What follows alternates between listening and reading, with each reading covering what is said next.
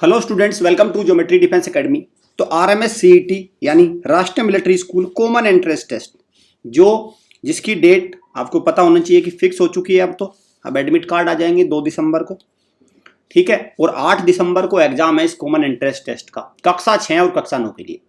अब मैं बात करूंगा स्टडी प्लान। अब बिल्कुल लास्ट 10 to 15 डेज में आपको क्या स्टडी प्लान फॉलो करना है, अपनी तैयारी को कैसे फाइनल टच देना है, ठीक है। देखो, जब भी आप कोई काम शुरू करते हैं उसकी एक फिनिशिंग होती है।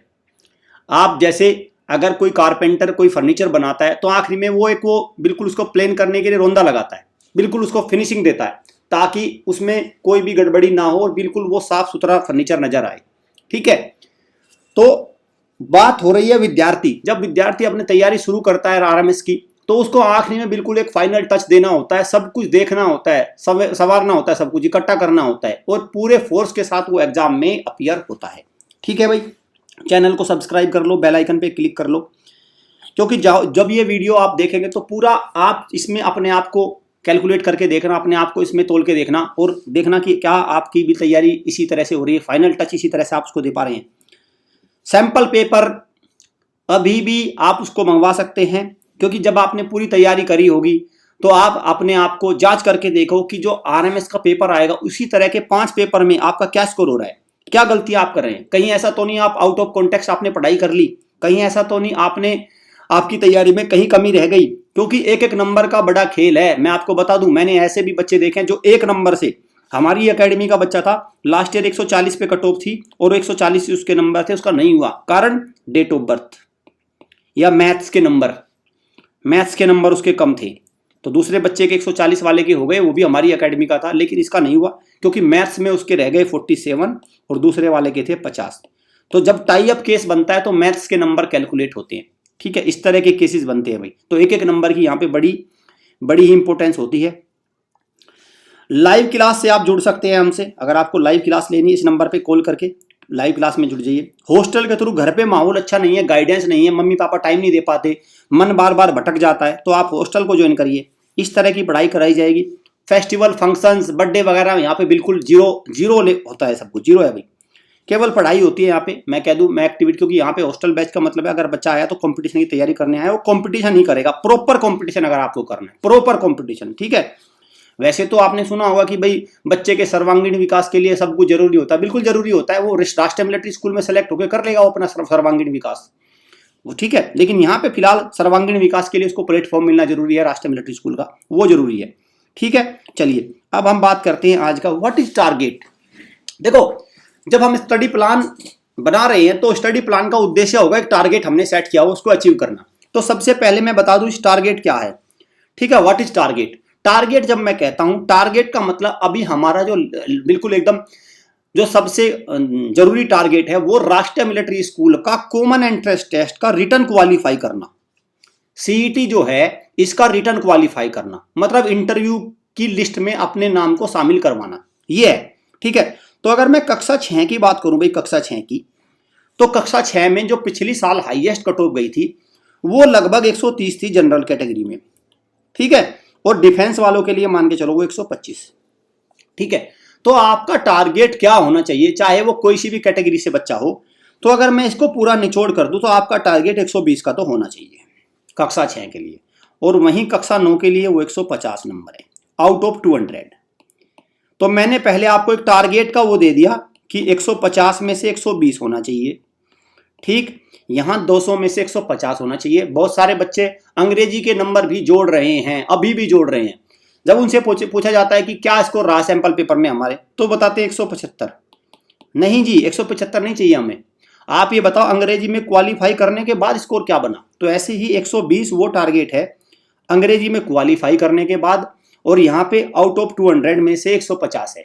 तो ये तो है टारगेट, ठीक, ये है टारगेट पहला। अब आगे बढ़ते हैं। आरएमएस सीईटी एग्जाम पैटर्न बार बार बता रहा हूं, क्यों बताना, क्योंकि देखो ये पूरा नहीं तो कड़ी से कड़ी नहीं जुड़ पाएगी, वो बताना जरूरी है। कक्षा 6 में अगर मैं बात करूं, कक्षा 6 में इसके पैटर्न की, तो कक्षा 6 में देखो अंग्रेजी 50 क्वेश्चन 50 नंबर क्वालिफाई। क्यों लिख रहा हूं क्वालिफाई, ठीक है, क्वालिफाई 17.5 नंबर पे क्वालिफाई हो जाता है, ठीक है। मैथ्स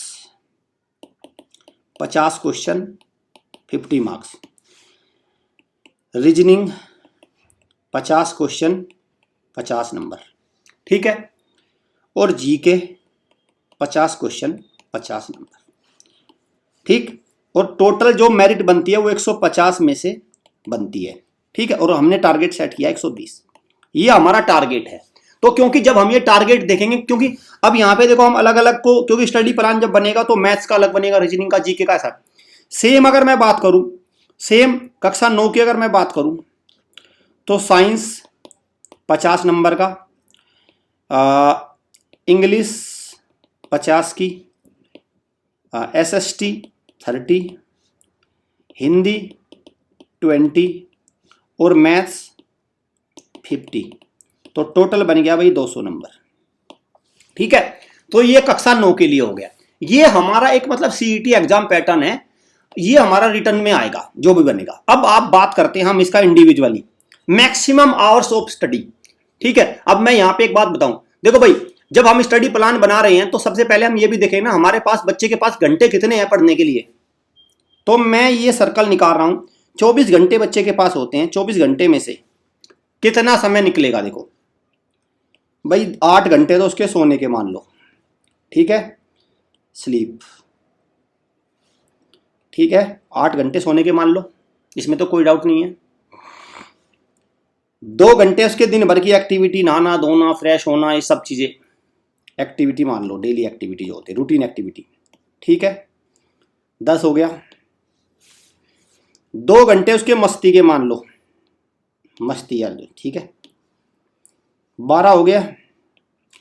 तकरीबन बच्चे के पास मान लो 6 घंटे उसके स्कूल भी हैं, ठीक है, स्कूल वगैरह। तो अब बचे कितने, 18 घंटे हो गए, तो 6 घंटे उसके पास बचते हैं, 6 घंटे उसके पास बचते हैं। लेकिन कितने घंटे चाहिए इसको, जब ये प्लान आप एग्जीक्यूट कर रहे हैं तो आपको कितने घंटे, मेरा मानना ये है इसके लिए 5 घंटे पर्याप्त है, 5 आवर्स।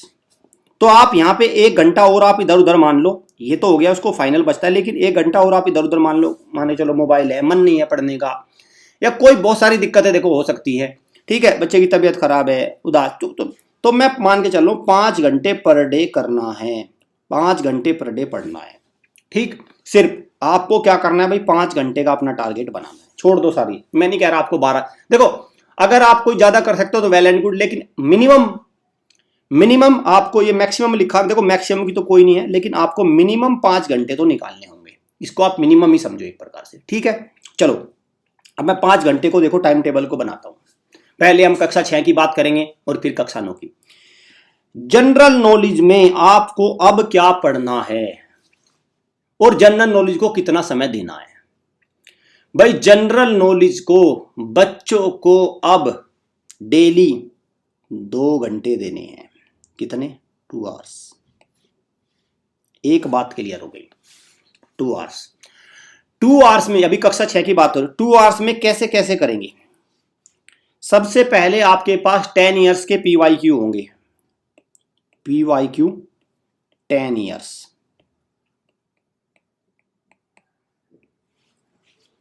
PYQ 10 इयर्स हो गए सबसे पहले। तो इसमें क्या करेंगे आप, डेली इसमें मैं निकाल लूँ अगर 2 घंटे में से 30 मिनट में आपके आराम से 2 PYQ आराम से रिवाइज हो जाएंगे, ठीक है। तो हर दिन आप क्या करें, 2 PYQ आपको रिवाइज करने हैं, RMS की बात कर रहा हूं मैं केवल, ठीक। साथ में आपको करना क्या है, आपको देना है एक कोई टेस्ट सीरीज अच्छी सी हो, जिसमें अच्छे क्वेश्चन हो, कलेक्शन अच्छा हो, उसमें सारे सैनिक के, मिलिट्री स्कूल के, यूपी सैनिक के, RIMC के PYQ आ जाए। क्योंकि देखो ये PYQ हैं आपके किसके, RMS के हैं, लेकिन PYQ RIMC के भी तो है, क्योंकि ये एक दूसरे में खूब आते हैं।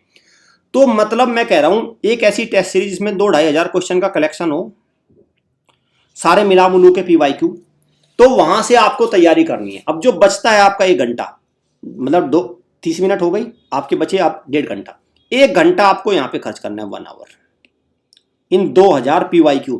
इसमें आपका RIMC के PYQ, ठीक है, आपका सैनिक स्कूल के, सैनिक स्कूल के AISS के PYQ, ठीक है, UPSS के भी PYQ होते हैं वो। ये सारे PYQ आप देखोगे तो RIMC के ही तकरीबन 1500 क्वेश्चन है, ठीक है। तो मतलब ये 2000 क्वेश्चन है, इन पे आपको पूरा रिवीजन करना है। और बचता है आपका 30 मिनट। 30 मिनट में क्या करें, आप यूट्यूब पे जो भी कोई किसी भी अकेडमी की, हमारी भी अकेडमी की सीरीज चली हुई है GK वगैरह की, आप उसको फॉलो करें। हमारी T20 सीरीज चली हुई है, उसको देख ले 20-30 मिनट में, वही देखी जा सकती है बस। तो ये भाई शेड्यूल बनता है जनरल नॉलेज का। अगर आपने टेस्ट सीरीज कोई ले ली वो वेल एंड गुड है, वहां पे आपको सारी चीज मिल जाएंगी। या 2000 ये PYQ का क्वेश्चन है, ये ले लो, ठीक। तो ये सारी चीज आप ले लो, ये सारी चीज कर लो आप। क्लियर है भाई, कोई डाउट तो नहीं है ना, ठीक है। चलो ये वाली बात हो गई, इसमें सारे आपके PYQ आ गए, ठीक है। इसमें चलो जनरल नॉलेज मैंने क्लियर कर दिया 2 घंटे। अब आते हैं मैथ्स। मैथ्स में कितना समय देंगे भाई? मैथ्स में समय देंगे आप 2 आवर्स। 2 आवर्स में क्या करना है आपको? 50 क्वेश्चन का एक सेट लगाना है PYQ, 1 आवर। और 1 आवर आपको खर्च करना है कंसेप्ट ऑफ NCERT। NCERT के कंसेप्ट देखो, NCERT की किताब आती है उसमें देखो, ठीक है, वहां से क्वेश्चंस करो, बस ये करना है 2 आवर्स में, ठीक है। 1 आवर आपने एक PYQ पेपर लगा लिया, कोई भी सैनिक का, RMS का, ठीक है, वो लगा लिया। और दूसरा इधर कर लिया, सफिशिएंट है 2 आवर्स, ठीक है। यहां से फॉर्मूले वगैरह देख लिए। चलो अब आओ रीजनिंग। रीजनिंग में आपको 1 आवर देना है और इसमें केवल एक PYQ लगाना है, साथ में उसको एनालिसिस करना है, ठीक है। एक PYQ लगाना है 50 नंबर का और उसको एनालिसिस करना है। Reasoning is sufficient. अंग्रेजी आपको कितना समय खर्च करना है? 0, क्योंकि ये क्वालिफाई करना है, क्वालिफाई हो जाता है जब बच्चा स्कूलिंग में जा रहा है। क्योंकि बच्चा 6 घंटे स्कूल में जा रहा है, अगर वो 6 घंटे जाके स्कूल में अपनी रीडिंग नहीं कर पा रहा है, प्रॉपर नहीं कर पा रहा है, तो 6 घंटे का कोई मतलब नहीं रह गया, फिर उसका कुछ नहीं होना। तो अंग्रेजी को आपको 0 समय देना है कक्षा 6 के बच्चों के लिए, बता रहा हूं मैं। क्लास 9th पे आ जाओ, मैंने पूरा आपको बता दिया, ये पूरा शेड्यूल मैंने आपको बता दिया। इस तरह 5 घंटे में आपको इसको करेंगे। और यकीन मानो अगर आप ऐसा करते हैं तो मैं देखो आपको टारगेट बता देता हूँ कैसे अचीव होगा। जब आप जनरल नॉलेज में करेंगे तो ऐसे करने से आपको आराम से 35 प्लस का स्कोर बन जाएगा। 35, मैथ्स में आपको 40 प्लस बन जाएगा और रीजनिंग में भी आप 45 प्लस कर लेंगे। जब मैं इनका टोटल करता हूँ 35 प्लस 40 और प्लस 45, 120 क्वेश्चन बन गए। और कुछ तुक्का विभाग भी काम करेगा, कुछ तुक्का विभाग काम करेगा, तो 120 का टारगेट वो अचीवेबल दिख रहा है। और अगर आपका लक सही हो गया तो कुछ जो क्वेश्चन पढ़े हुए आ गए तो और अच्छा हो जाएगा, यहाँ भी वो अच्छा हो जाएगा, ठीक है भाई। ये होगा इसमें। कक्षा 9 की हम बात करते हैं। मैथ्स में केवल फॉर्मूला और रिवीजन पे काम करना, ज़्यादातर formula.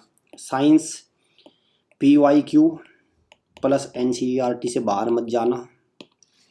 Social science PYQ plus NCERT से बाहर मत जाना, हमारी सीरीज चली हुई है उसको देख लेना। अंग्रेजी ओनली PYQ एंड ग्रामर पे काम करना, और अंग्रेजी PYQ plus vocab plus grammar, ठीक है भाई। ये होने वाला है। समय 5 घंटे है। फॉर्मूला डेली 30 मिनट खर्च करो। साइंस 1 आवर खर्च करना पड़ेगा, यानी 60 minute. Social science 30 minute sufficient है। हिंदी 30 मिनट सफिशेंट है। अंग्रेजी 1 आवर खर्च करो।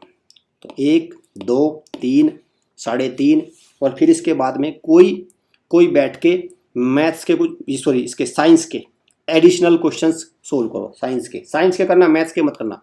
मैथ्स में 30-40 मिनट देना, बस वो सफिशिएंट है। इतना आसान मैथ्स आता है, इसका सारा फॉर्मूला बेस आता है। सिर्फ फॉर्मूले पक्के रखो तो 9th का काम आपका बन जाएगा। 9th का काम आपका बन जाएगा। सिर्फ आपको फॉर्मूले पे टिका रहना है। मैथ्स में बता रहा हूँ 30 से 40 मिनट मान लो। फॉर्मूला मतलब कोई टॉपिक लिया, उसके 10 क्वेश्चन लगाए, ठीक है। जैसे इसमें आता है भाई अलजेब्रा का कोई टॉपिक है, वो लिया, उसके 10 क्वेश्चन लगाए, खत्म। मेंचुरेशन का 10 क्वेश्चन लगाए, खत्म। ज्योमेट्री के 10 क्वेश्चन लगाए, खत्म, ठीक है। मतलब ऐसे टॉपिक वाइज 10 क्वेश्चन लो और खत्म करो उसको, ठीक है। ऐसे 10-10 क्वेश्चन से कई बार रिवीजन। जब मैं फॉर्मूला बोलता हूँ तो फॉर्मूले बेस मतलब 3-3, 4-4 क्वेश्चन की बात करता हूँ मैं। मैं ऐसा नहीं कहता केवल formula pi r square h रट लिया, pi r square h cylinder का फॉर्मूला है और इस पे बेस 5 क्वेश्चन, ऐसे मैं बोलता हूँ, ठीक है ना। इसका मेरा मतलब ये होता है। तो इस तरह से आपको चलना होगा। उम्मीद करता हूँ मैंने पूरा आपको स्टडी प्लान बना दिया, इसको फॉलो करो, आपका बहुत अच्छा स्कोर है। बुरी हार एटलीस्ट मैं इस बात की जिम्मेवारी लेता हूँ कि बुरी हार नहीं होगी, आप एक बहुत ही अच्छा स्कोर जरूर हो। और देखो मैं एक बात कहता हूं, अगर आपने एग्जाम में फाइट भी कर लिया ना, आपने अगर अपनी हार को कम भी कर लिया ना, तो आप जीत गए, समझो जीत गए बस। दिक्कत ये होती है छात्र के साथ, पेपर था 200 नंबर का, लाया 50, ठीक, ये है हार असली। पेपर था 200 नंबर का, लाया 140, 10 नंबर से फेल हुआ, एक्चुअली में वो हुआ पास, अपने जीवन में वो पास हो गया, समझो कि अब वो मार नहीं खाने वाला, ठीक। मतलब उसके अंदर उसने ताकत दिखा दी, उसके अंदर हिम्मत है, वो कभी भी अगर चाहे तो वो जीवन में उठ सकता है, वो उसको कोई गिरा नहीं सकता। दिक्कत ये है कि पेपर था 150 नंबर का, नंबर आए 30, 40, 50, 60, बस यहां दिक्कत है भाई, यहां दिक्कत ही दिक्कत है, यहां तो दिक्कत ही दिक्कत। इसको आपको सोचना होगा सीरियसली। सैंपल पेपर जरूर मंगवा लेना, यहां से चेक कर लो आपकी स्थिति क्या है। 8 दिसंबर को एग्जाम है। चैनल को सब्सक्राइब कर लो, बेल आइकन पे क्लिक कर लो, क्योंकि यहां से मिलेगी आपको इंपॉर्टेंट सारी जितनी भी अपडेट है, सब कुछ। Thank you students, thank you friends.